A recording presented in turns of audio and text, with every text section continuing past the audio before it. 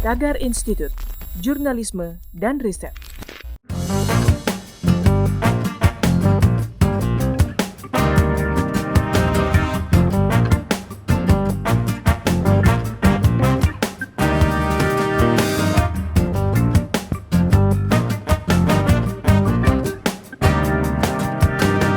Assalamualaikum warahmatullahi wabarakatuh.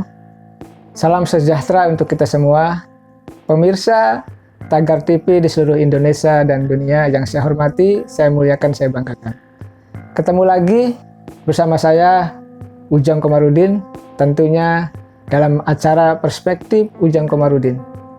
Pada kali ini, kita akan membahas isu yang sangat luar biasa ini, yang sedang dibicarakan oleh seluruh rakyat Indonesia. Apa itu? Isu terkait dengan kudeta. Nah, kalau di Myanmar itu kudeta militer. Nah, kalau di kita ini isunya adalah kudeta kekuasaan yang sedang dijabat oleh AHY di Partai Demokrat.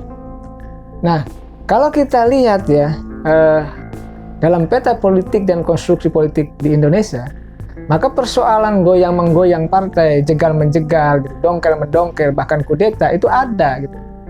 Kita lihat ya, ketika 2014 yang lalu gitu, P3 dan Golkar itu dipecah dan dibelah gitu kan. Dulu dia di luar pemerintahan, lalu ditarik masuk ke pemerintahan. Artinya ada goyangan-goyangan dan perebutan kekuasaan itu gitu. Lalu juga ada juga di PAN. Kita melihat PAN juga, Pak Amin Rais itu juga dikudeta ya, tidak menjadi pengurus lagi, tidak dijadikan tokoh senior lagi, padahal Pak Amin Rais adalah salah satu dan pendiri PAN. Nah, di PKS juga sama. Nah, karena PKS itu adalah partai yang presiden PKS-nya atau ketua umum partainya katakanlah ya, itu dipilih oleh Majelis Syuro, maka goyang-menggoyangnya sulit. Oleh karena itu PKS juga dipecah. Maka muncul dan hadirlah, lalu lahirlah katakanlah Partai Gelora Indonesia. Ya kan, ya ini juga terjadi gitu. Ya, nah, yang terakhir yang belum lama, beberapa bulan yang lalu, itu terjadi katakanlah kudeta di Partai Berkarya. Partainya Tommy Soeharto. Tommy Soeharto ya kan dikudeta oleh Pak Muhdi PR CS gitu kan. Lalu kepengurusan Pak Muhdi PR langsung disahkan oleh Kemenkumham.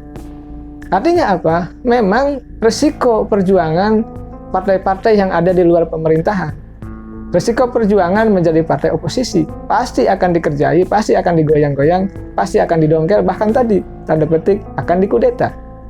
Nah, kalau kita melihat referensi tadi, lalu kita melihat jurisprudensi tadi gitu kan, bahwa Partai Berkarya itu juga diambil alih dengan cara KLB gitu kan, lalu di-SK-kan oleh Kemenkumham, itu sebuah kejadian yang nyata.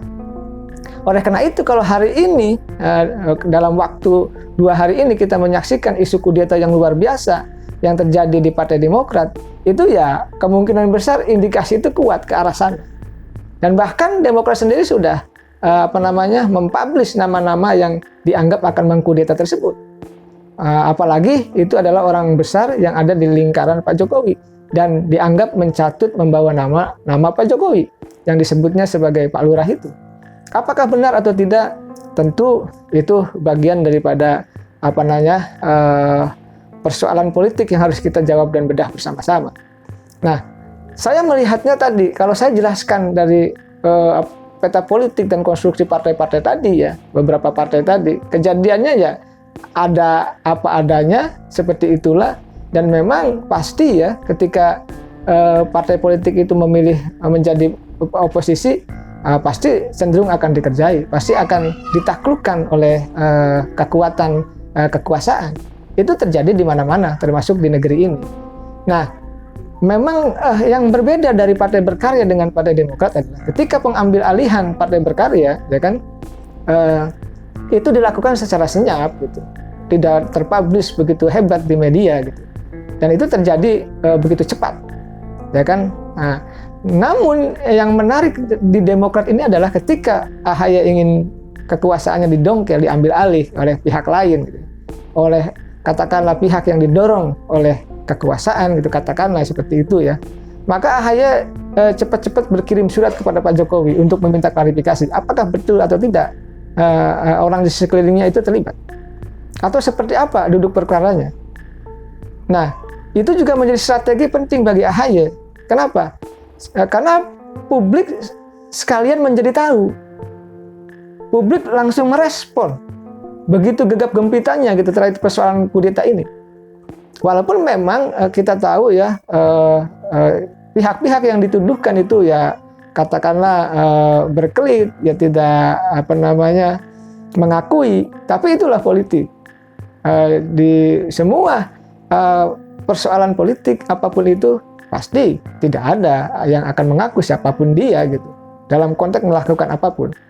Tapi apapun itu dalam konteks demokrasi, soal kudeta mengkudeta ini bagian daripada proses demokratisasi yang tidak sehat. Ya kan, orang yang memiliki kekuasaan yang sah lalu didongkel, lalu diambil alih ya kan dengan kekuasaan. Ini yang menjadi persoalan. Nah, ke depan tentu kejadian-kejadian ini jangan ada lagi gitu. Kita tidak ingin gitu loh soal kudeta mengkudeta itu terjadi ke depan. Emang enak dikudeta seperti misalkan Myanmar. Di Indonesia juga misalkan emang enak kalau ada kekuasaannya yang dikudeta, kan tidak enak. Ya tentu ini menjadi bagian pelajaran penting dalam konteks kita berdemokrasi. Kalau kita ingin berdemokrasi yang kuat dan sehat ya kan, maka biarlah yang mereka memilih di luar pemerintahan silakan. Yang memilih menjadi oposisi silakan. Jangan karena kepentingan pilpres, jangan karena kepentingan ingin kekuasaan atau pemerintahan aman, lalu semua partai ingin ditaklukkan, semua partai ingin dilemahkan, semua partai kekuasaannya ingin dipegang dan ingin dikendalikan oleh kekuasaan. Ini yang tidak baik. Oleh karena itu saya dalam perspektif Ujang Komarudin kali ini ingin menempatkan sesuatu gitu pada tempatnya. Ya apapun ya bentuk kudeta itu tidak bagus. Dan saya meyakini apa yang dilakukan oleh AHY itu bagian daripada strategi. Karena kalau AHY diam, kudeta itu akan terjadi. Dan kelihatannya akan bulan ini juga itu terjadi dan kekuasaan AHY akan didongkel itu. Kalau tidak berteriak, kalau tidak berkirim surat kepada Presiden, nah tentu dengan dia berteriak, dengan dia mengirim surat kepada Pak Presiden, akhirnya publik jadi tahu, rakyat Indonesia jadi paham sesungguhnya apa yang terjadi di Partai Demokrat. Nah, ketika kita melihat kasus Demokrat ini artinya janganlah berkuasa menghalalkan segala cara. Janganlah mumpung kita sedang menjabat ya kan, lalu melakukan hal-hal yang di luar prosedur ya kan. Karena kan tidak mungkin, tidak mau siapapun ketika memegang kekuasaan lalu dikudeta oleh pihak yang lain.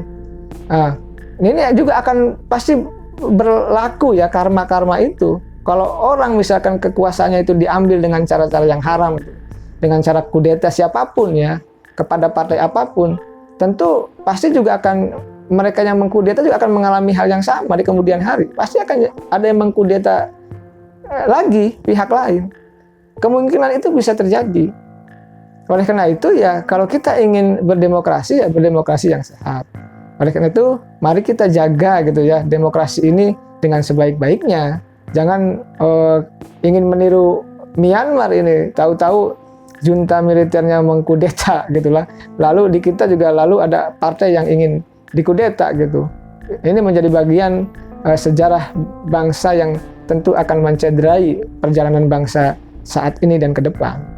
Nah, kita ingin bangsa ini dalam relnya gitu. Artinya demokrasi itu dalam relnya, kita tidak boleh melenceng dari demokrasi yang sudah kita sepakati. Jadi siapapun ya yang sedang berkuasa di partai politik, baik dia bagian dari koalisi pemerintahan maupun non koalisi pemerintahan atau dalam hal ini oposisi, biarkan ya kan mereka sama-sama berkhidmat untuk rakyat. Biarkan mereka memilih jalannya. Jangan sampai yang pihak oposisi ditaklukkan, direbut kekuasaannya, lalu dihancurkan kan, diambil alih untuk kepentingan kekuasaan semata. Dan ini sifatnya pragmatis. Kalau ini dilakukan, kalau ini terjadi, maka ini presiden buruk dalam konteks sejarah bangsa ini.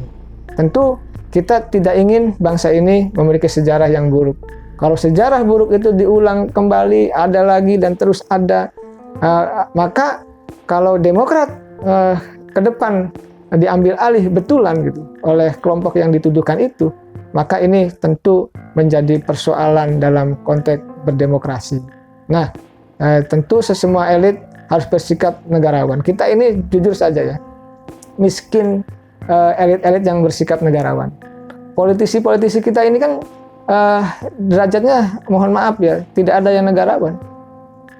Kalau derajat tertinggi dari seorang politisi itu kan seorang negarawan. Dia berpihak ya, berpikir, bertindak gitu untuk kebaikan, untuk keadilan, untuk kebenaran, untuk masyarakat, untuk bangsa dan negara. Bukan untuk kudeta mengkudeta. Bukan untuk mengambil kekuasaan orang lain dengan cara-cara yang keinginannya sendiri. Saya tidak pernah menyalahkan siapapun.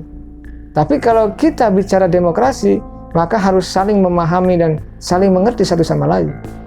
Biarkan semuanya tumbuh. Pemerintah tumbuh dengan kerja yang terbaiknya, oposisi tumbuh juga dengan berkhidmat untuk rakyatnya, agar sama-sama ada check and balances dalam konteks berkuasa di negara ini. Nah, kalau semua partai politik diambil alih, dikendalikan oleh kekuasaan, maka ini akan menjadi persoalan. Karena bagaimanapun kata Lord Acton, power tends to corrupt. Jadi kekuasaan itu akan cenderung korup atau akan cenderung disalahgunakan. But absolute power corrupt absolutely. Dan kekuasaan yang absolut, korupnya pun, penyalahgunaannya pun akan luar biasa, akan absolut pula gitu. Oleh karena itu, jangan gunakan kekuasaan untuk semena-mena dan menghalalkan segala cara. Tentu kita ingin menjadikan kekuasaan siapapun yang berkuasa untuk berpihak kepada kebenaran, berpihak kepada keadilan, berpihak kepada rakyat, bangsa dan negara. Sekali lagi, mari kita jaga bangsa ini dengan menjaga demokrasi yang sehat, kuat, sehingga kita melahirkan elit-elit yang bersikap negarawan tadi. Bukan elit-elit yang bersikap menghalalkan segala cara untuk menghancurkan lawan politiknya. Itu yang bisa saya sampaikan sahabat-sahabat di seluruh Indonesia. Mudah-mudahan video ini bermanfaat dan mudah-mudahan kita bisa menjaga demokrasi dengan baik, merawat demokrasi dengan baik, dan melestarikan demokrasi dengan baik. Karena itulah kekayaan yang bisa kita bangun. Terima kasih, mudah-mudahan teman-teman dan sahabat-sahabat semua dan seluruh rakyat Indonesia selalu sehat. Saya selalu mengingatkan, jangan lupa menjaga protokol kesehatan ya.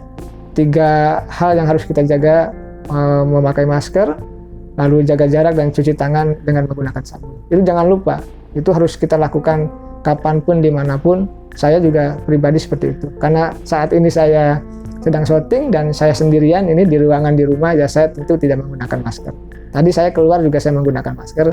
Anak-anak saya juga, istri saya keluar kemanapun membawa dan menggunakan masker. Jadi mari kita jaga diri kita, keluarga kita, lingkungan kita, bangsa negara ini dengan cara menjaga protokol kesehatan itu. Jangan sampai kita abai dan jangan sampai kita tidak berdisiplin. Terima kasih semua. Mudah-mudahan video ini bermanfaat bagi seluruh rakyat Indonesia. Terima kasih Tagar TV. Assalamualaikum warahmatullahi wabarakatuh.